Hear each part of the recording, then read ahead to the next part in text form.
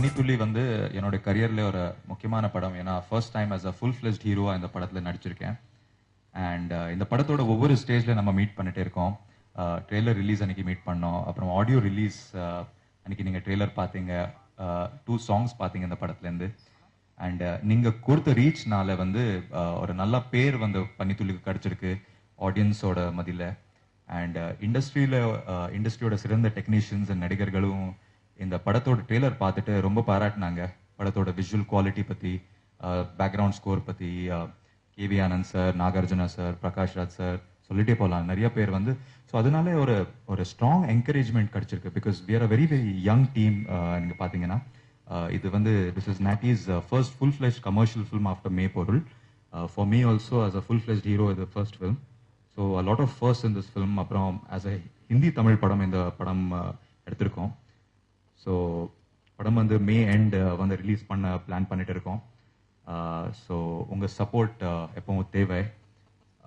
நாட்டி சார் சொல்கிற மாதிரி ஒரு ரொமான்டிக் த்ரில்லர். இந்த படத்தோட என்ன ஸ்ட்ராங் பாயிண்ட்னா ஒரு டிஃப்ரெண்டான ஸ்க்ரீன் பிளே.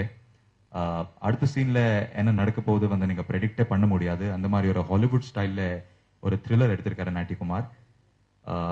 அண்ட் உங்கள் எல்லாருக்கும் தெரியும் இப்போ வந்து சினிமா இருக்கிற சுச்சுவேஷனில் வந்து packaging is as important as கண்டென்ட்னு சொல்லுவாங்க. So we are very confident about the content. அடுத்து வந்து இதோட பேக்கேஜிங், இதோட மார்க்கெட்டிங் சரியா பண்ணிட்டு வந்து we have to reach it to the audience. அதில் உங்க எல்லாரோட சப்போர்ட், எல்லாரோட ஹெல்ப் எங்க டீமுக்கு தேவைப்படுது. உன்னை போல் ஒருவன் படத்தில் வந்து அசத்திய கலக்குனார் நம்ம கணேஷ் வெங்கட்ராமன் சார். இந்த படத்தில் ஃபுல் ஃப்ளெஜட் ஹீரோ. எல்லா ஃபிலிமில் அவர் தான் இருப்பார். சூப்பர்பா ஆக்ட் பண்ணியிருக்காரு, ரொம்ப நல்லா ஆக்ட் பண்ணியிருக்காரு. இந்த ஸ்கிரிப்ட் வந்து அவருக்கு ரொம்ப பிடிச்சி போய் தான் இந்த படத்தை ஒத்துக்கிட்டாரு.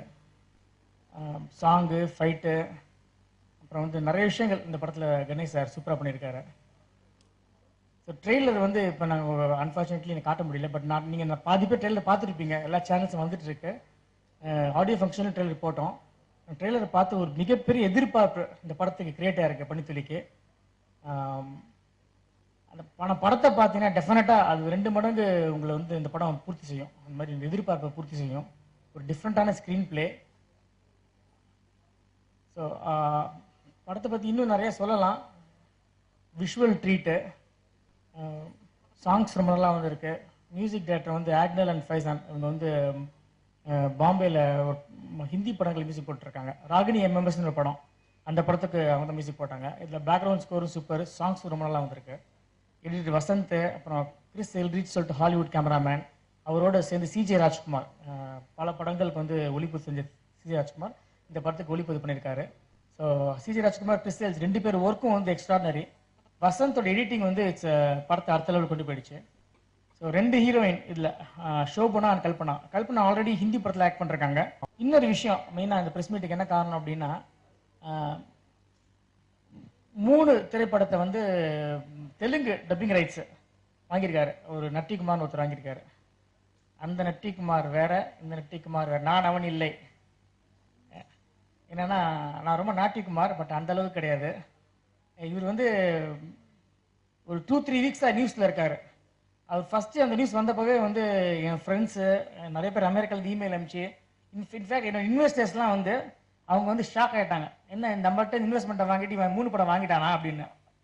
நிறைய பேர் மெயில் அனுப்பிச்சு கேட்டாங்க. இல்லை அப்படிலாம், அது வேற நட்டிகுமார், இது வேற. நான் வந்து 3க்கும் எனக்கும் சம்மந்தம் கிடையாது அப்படின்னு சொல்லியாச்சு. இப்போ ஏன் இப்போ 2-3 வீக்ஸ் கழிச்சு எதுக்கு நீ வந்து பத்திரிகை நண்பர்களை கூப்பிட்டு இப்போ ஏன் பண்ணுறேன்னு கேட்குறாங்க ஃப்ரெண்ட்ஸுக்கு. இல்லை என்னன்னா, நான் அதை வந்து கேஷுவலாக விட்டேன் அந்த நியூஸை.